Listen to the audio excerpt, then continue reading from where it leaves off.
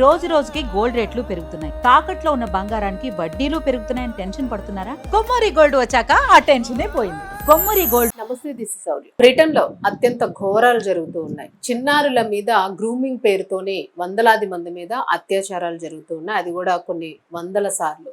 So దీనిలోని పాకిస్తాన్ హస్తం కూడా ఉంది అనే మాట వినిపిస్తుంది. మరి పాకిస్తానీలే మేజర్ గా ఉండి ఇది చేయిస్తూ ఉన్నారా? మరి బ్రిటన్ ఎందుకు దీన్ని యాక్సెప్ట్ చేస్తుంది? సో ఒక్కసారి దీని గురించి అయితే మాట్లాడదాము. ఈ ఉదంతం బయటపడిన తర్వాత ఒక భయానికి గురయ్యారు ప్రతి ఒక్కరు కూడా. సో పరిస్థితులు ఎట్లా ఉన్నాయనేది మాట్లాడదాం. మనతో పాటు సీనియర్ జర్నలిస్ట్ సాము బాలాజీ గారు ఉన్నారు. సార్ నమస్తే సార్. సార్ అది చిన్నారులు అని అన్నారు, గ్రూమింగ్ చిన్నారులు అని. సో అది అంటే ఎట్లా జరుగుతుంది సార్? ఇంత పెద్ద దారుణం, పెద్ద స్కామ్.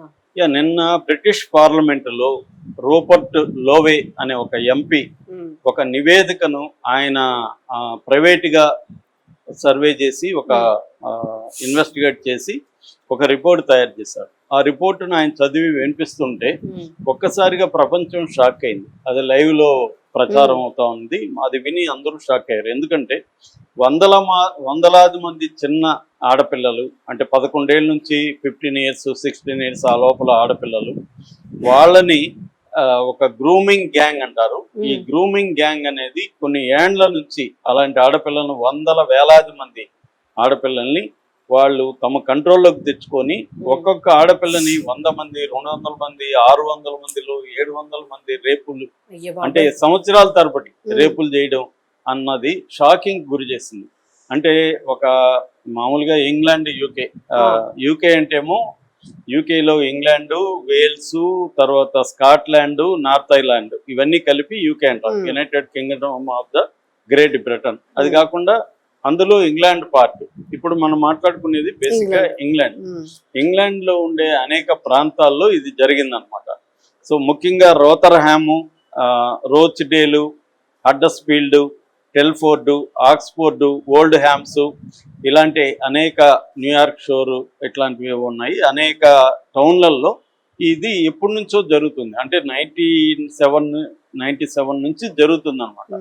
సో ఇప్పుడున్న దాని ఏమంటారు, లేబర్ పార్టీ వాళ్ళు దీని మీద కైర్ స్టార్మర్, ఆయన ప్రధానమంత్రి బ్రిటన్ కి. సో వాళ్ళు సీరియస్ గా తీసుకొని దీని మీద కొన్ని కమిషన్లు వేశారనమాట. అందులో ఒకటి బ్యారనస్ లూయి క్యాసీ కమిషన్ 2025లో వేశారు. నేషనల్ ఆడిట్ కమిషన్ అంటారు. అట్లాగే ఇంకొక బ్యారన్ అన్నే అని ఇంకొక ఆమె ఆధ్వర్యంలో వేశారు. అట్లాగే ఇంకొన్ని ఇండిపెండెంట్ కమిషన్లు కూడా పనిచేస్తున్నాయి. వీళ్ళు షాకింగ్ విషయాలను బయట పెడుతున్నారు.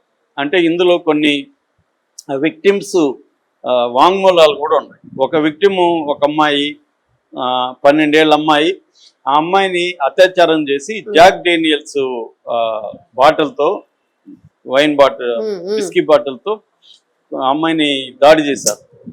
ఆ బాటిల్ ముక్కలు అమ్మాయి బాడీలోకి వెళ్ళిపోయి ఇరుక్కున్నాయన్నమాట. ఆ అమ్మాయి అవన్నీ కూడా బయట పెట్టింది.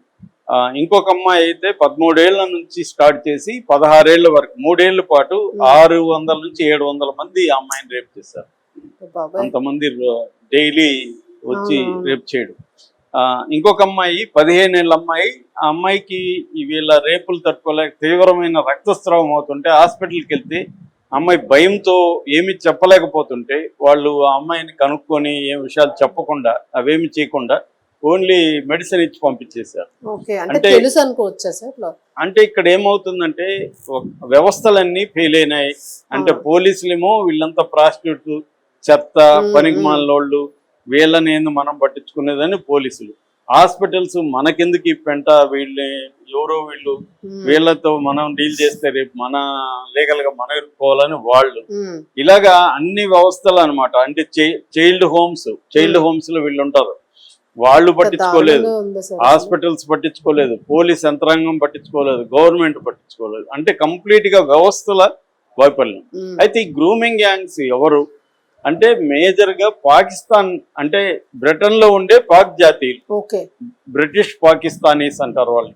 ఈ బ్రిటిష్ పాకిస్తానీ గ్యాంగ్స్ విపరీతంగా ఉంటాయి అక్కడ. నాకు 10-12 ఏళ్ళకు ముందు నేను లండన్ నుంచి ఒక బ్యాచ్ వచ్చినప్పుడు సినిమా ప్రొడక్షన్కి సంబంధించి నేను వాళ్ళతో మాట్లాడితే అప్పుడు నేను ఒక సబ్జెక్ట్ చేశాను ఇల్లీగల్ ఇమిగ్రెంట్స్ మీద. అది ఎలాగ చేయొచ్చు అంటే వాళ్ళు నాకు అప్పుడు చెప్పింది కూడా పాకిస్తానీ గ్యాంగ్స్ చాలా బలంగా ఉంటారు అక్కడ, వాళ్ళు రూత్లెస్ గా ఉంటారు. Hmm. ఆ ఏరియా సౌతాలు ఇట్లాంటి కొన్ని ఏరియాలు చెప్పారు. Hmm. ఆ ఏరియాలో సెట్ చేస్తే మీది బాగుంటది ఆ బ్యాక్గ్రౌండ్ అని కూడా ఇప్పుడు చెప్పారు. Hmm. అంటే అట్లాగా ఎప్పటి నుంచో ఈ బ్రిటన్ లో ఉండే పాకిస్తాన్ బ్యాచ్లు ఇంకొన్ని సౌత్ ఏషియన్ గ్రూప్స్ అన్నమాట, Hmm. వీళ్ళు ఈ పని చేస్తున్నారు. Hmm.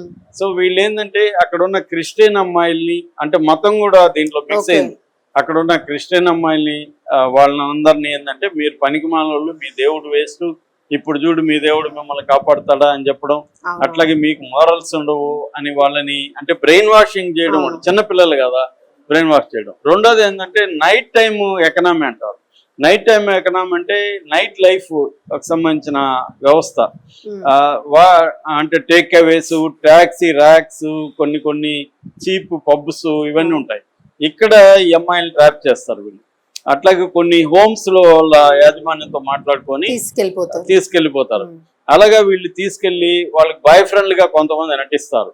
నటించి వాళ్ళకి గిఫ్ట్లు ఇవ్వడం, వాళ్ళకి మందు లిక్కర్ ఆల్రెడీ అలవాట్లు ఉంటాయి, Hmm. వాటిని అలవాటు చేయడం, ఆ తర్వాత డ్రగ్స్ అలవాటు చేయడం, ఒక మత్తులేకి పెట్టడం. మనకి టేకన్ సినిమా చూస్తే అర్థమవుతుంది, డ్రగ్స్ ఇచ్చేస్తారు ఫస్ట్, ఎందుకంటే వాళ్ళు గొడవ చేయకుండా వాళ్ళు మత్తులో ఉండిపోతారు కాబట్టి అలాగా అలవాటు చేస్తారు అన్నమాట. ఎక్కువగా ఈ అమ్మాయిల సెలక్షన్ వచ్చి బ్రోకన్ ఫ్యామిలీస్ పట్టించుకోరు, పూర్ ఫ్యామిలీస్, కొన్ని హోమ్స్ లో ఉండి ఈ అమ్మాయిలు, అట్లాగే మెంటలీ మెచ్యూరిటీ లేకుండా ఉంటారు కదా, లెర్నింగ్ స్లో లెర్నర్స్ ప్రాబ్లమ్స్ ఉంటాయి కదా, అలాంటి వాళ్ళని సెలెక్ట్ చేసుకొని వీళ్ళు వాళ్ళని గ్రూమ్ అందుకని గ్రూమింగ్ గ్యాంగ్స్. గ్రూమ్ అంటే వాళ్ళని మెల్లగా అర్లీగా తీసుకొని వీళ్ళ ఫోల్డ్లోకి తీసుకొని వాళ్ళని బ్రెయిన్ వాష్ చేసి తయారు చేసుకుంటూ రావడం. అట్లా చాలా మందిని పాకిస్తాన్కి ట్రాఫికింగ్ కూడా జరుగుతుంది, హ్యూమన్ ట్రాఫికింగ్ పెద్ద ఎత్తున పాకిస్తాన్కి వెళ్తుంది.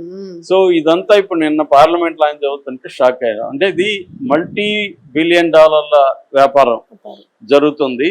ఇది పెద్ద ఎత్తున ఒక్క రోథర్హామ్ లోనే 2014లో జే రిపోర్ట్ అని ఒక రిపోర్ట్ వచ్చింది. ఆ రిపోర్ట్ ప్రకారం 1997 నుంచి 2013 ఆ పీరియడ్ లోనే 1400 విక్టిమ్స్ ఉన్నారు. అట్లాగే టెల్ఫోర్ట్ అనే ఒక ఏరియాలో 1000 మందికి పైన ఇట్లా విక్టిమ్స్ బయటకు వచ్చారు. అంటే మనకి ఎఫ్స్టీన్ ఫైల్స్ లో ఎలాగైతే వేల మంది వస్తున్నారో అలాగా ఈ లండన్ లో ఈ స్కామ్ ఇప్పుడు బయటకు వచ్చింది. దీని పేరు పాక్ గ్రూమింగ్ గ్యాంగ్ స్కామ్ గా చెప్తున్నారు. ఇది ఇప్పుడు దీని మీద చర్యలు తీసుకోవాలని పెద్ద ఎత్తున డిమాండ్స్ వస్తున్నాయి అన్నమాట వాళ్ళ పార్టీ నుంచి కూడా. మరి వీళ్ళు ఏ స్థాయిలో దీన్ని చేస్తారు, ఎందుకంటే వరల్డ్ వైడ్ గా కూడా హ్యూమన్ ట్రాఫికింగ్ అనేది పెద్ద సమస్య అండి. చిన్నపిల్లల్ని ఎత్తుకొని వెళ్ళిపోవడం, లేకపోతే ఇలా పట్టుకోవడం పెద్ద ఎత్తున ఉంది. ఇండియానే బెటర్ నిజానికి, ఇండియా కంటే కూడా చాలా దేశాల్లో. ఎందుకంటే మనకి ఇండియాలో క్రిమినల్ గ్యాంగ్స్ తక్కువ, ఆ స్థాయిలో గ్యాంగ్స్ ఉండవు.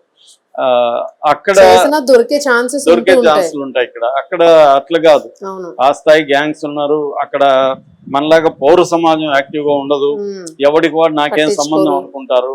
అందువల్ల అక్కడ ఈ గ్యాంగ్స్ ఇంటర్నేషనల్ గా లింక్స్ ఉంటాయి వీళ్ళకి, దేశాల మధ్య ఇది ఉంటుంది.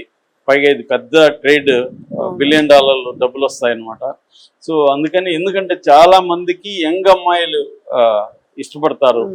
దాని తర్వాత వారిని పోర్ను ఇవి కూడా ఉంటది. డార్క్ హబ్ ఉంటది. డార్క్ హబ్ లో వేలం పాటలు జరుగుతుంటాయి.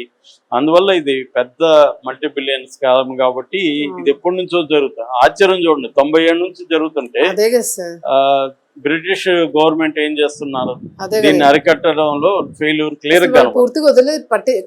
అంటే అదే వ్యవస్థలన్నీ వాళ్ళ పట్ల ఏంటంటే వాళ్ళు మనకి ఇప్పుడు ఎలాగైపోయింది అన్ని చోట్ల ఇన్కమ్ ఇచ్చేస్తుంటారు. రాజకీయ వీళ్ళకి ఓట్లు ఉన్నాయా లేదా, వీళ్ళ వల్ల మనకేంటి లాభం అనేది అయిపోయింది కాబట్టి హ్యూమన్ యాంగిల్ అనేది పోయింది, వ్యాపార యాంగిలే వచ్చేసింది. కాబట్టి వీళ్ళు మనుషులు కాదన్నట్టుగా, వీళ్ళు పనికిమాల వీళ్ళ కోసం ఏంది అన్నట్టుగా అయిపోయింది అన్నమాట. సో అది నిన్న పార్లమెంట్ లో చదవడం అనేది వాళ్ళ ప్రపంచాన్ని కుదిపేస్తుంది. మన ఇండియాలో ఎందుకు ఇంట్రెస్ట్ అంటే పాక్ గ్యాంగ్ ఇంటర్వ్యూన్ అయింది కాబట్టి ఇండియా మీడియా కూడా దీన్ని పెద్ద ఎత్తున చేస్తుంది.